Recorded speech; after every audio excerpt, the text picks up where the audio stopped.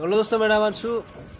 तो मैं यहाँ पे बात करने वाले इंडिया एक फेडरलिज्म है या यूनिटरी है या फिर क्वासी फेडरल या क्वासी यूनिटरी। तो आप मैं पहले आपका क्वेश्चन है, तो इंडिया क्या है? What is India?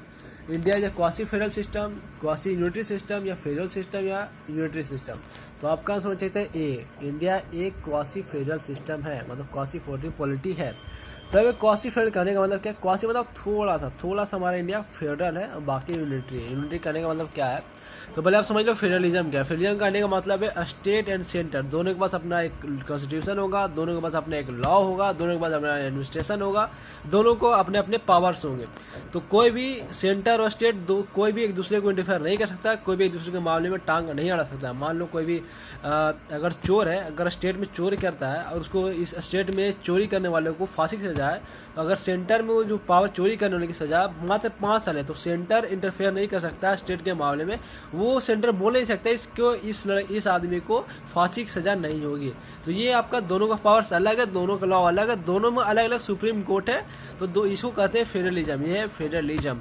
अब यूनिटरी किसे कहते हैं? यूनिटी उसे कहते हैं जो पावर्स है वो कुछ हाथों में रहेगा, मतलब पावर जो है गवर्नमेंट के हाथ में सारा रहेगा, मतलब सेंटर के पास ही सारा पावर रहेगा, स्टेट के पास कोई पावर नहीं रहेगा। जो सेंटर बोलेगा वो स्टेट को करना ही पड़ेगा, तो करना ही पड़ेगा, ठीक है। वो मुझे कुछ रोक नहीं सकता।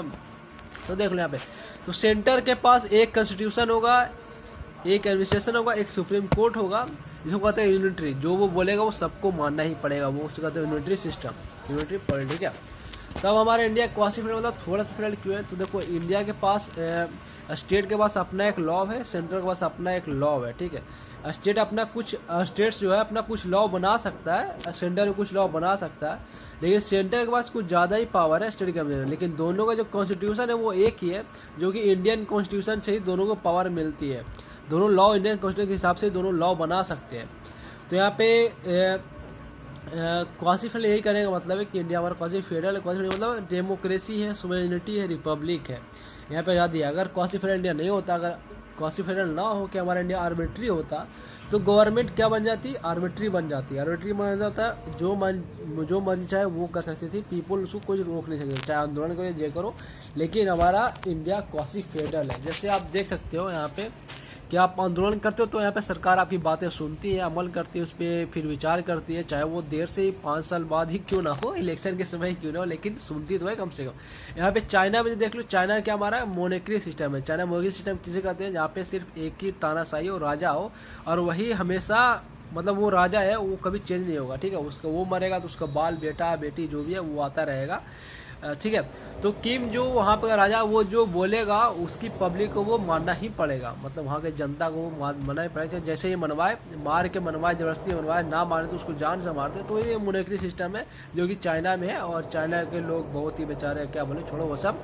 तो यहाँ पे देखो, हाँ, तो मैं क्या बोल रहा था कि अब ये फेडरल पॉलिटी का जो बेंचमार्क है, बेंचमार्क किसे बोलते हैं ये बताओ पहले। बेंचमार्क उसे बोलते हैं जैसे हमारा पृथ्वी का इक्वेटर हो ना, इक्वेटर के ऊपर अपना ट्रॉपिक कैंसर, ट्रॉपिक के नीचे कैप्रिकॉर्न। तो एक बेंचमार्क करने का यही मतलब है कि यहाँ से आप नापोगे कि कौन सा अच्छा है, कौन सा अच्छा है। जैसे 300 नंबर में आपका फर्स्ट डिवीजन होता है 10th में, मैट्रिक में 300 नंबर लो, फर्स्ट डिवीजन हो जाएगा। तो यहाँ पे पास होने के लिए, पास होने के लिए चाहिए आपका सिर्फ 27 मार्क्स चाहिए, हर एक सब्जेक्ट में आप हो जाओगे पास, ठीक है। तो यहाँ पे 3rd डिवीजन पास होना चाहिए, 2nd डिवीजन, 1st डिवीजन, अब जितना आप हो टॉप कर सकते हो टॉप करो। तो सिंपली आप फर्स्ट आने के लिए आपको चाहिए सिर्फ 300 नंबर, यहाँ पे फर्स्ट आ सकते हो, उसके आप जो टॉप भी कर सकते हो या फिर फेल भी हो सकते हो।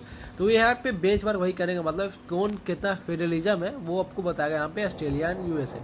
तो ऑस्ट्रेलिया यूएसए में यही है, ऑस्ट्रेलिया यूएसए में ये क्या है, उनके पास स्टेट के पास अपना एक कॉन्स्टिट्यूशन है, स्टेट का अलग सा कॉन्स्टिट्यूशन है, सेंटर का अलग कॉन्स्टिट्यूशन है, उसके पास अलग सुप्रीम कोर्ट है, स्टेट के पास अलग सुप्रीम कोर्ट है, एंड सेंटर के पास अलग सुप्रीम कोर्ट है, दोनों के पास अलग एडमिनिस्ट्रेशन है, इसके पास अलग एडमिनिस्ट्रेशन है। जैसे फॉर एग्जांपल मान लो, कोई भी अगर एक व्यक्ति है जो कि चोरी करता है और स्टेट के रूल के हिसाब से उसको फांसी सजा मिलेगी 1 साल के अंदर, और वही सेंटर के अंदर ये रूल है कि कोई भी अगर चोरी करता है तो उसको सिर्फ 10 साल की सजा मिलेगी।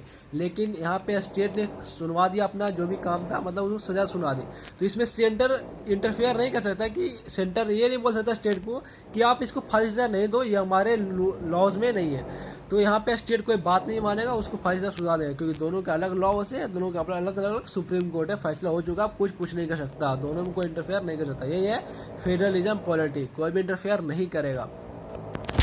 तो हमारा इंडिया आप समझ सकते हैं कि क्या है क्वासी फेडरल, समझिए क्या है फेडरलिज्म, क्या है यूनिटरी, क्या है क्वासी यूनिटरी, क्या है यूनिटरी का मतलब बता दिया मैंने। यूनिटरी हो जाएगा तो हमारा जो इंडिया है वो आर्बिट्री बन जाएगा। आर्बिट्री होने से क्या होगा, गवर्नमेंट क्या बन जाएगी,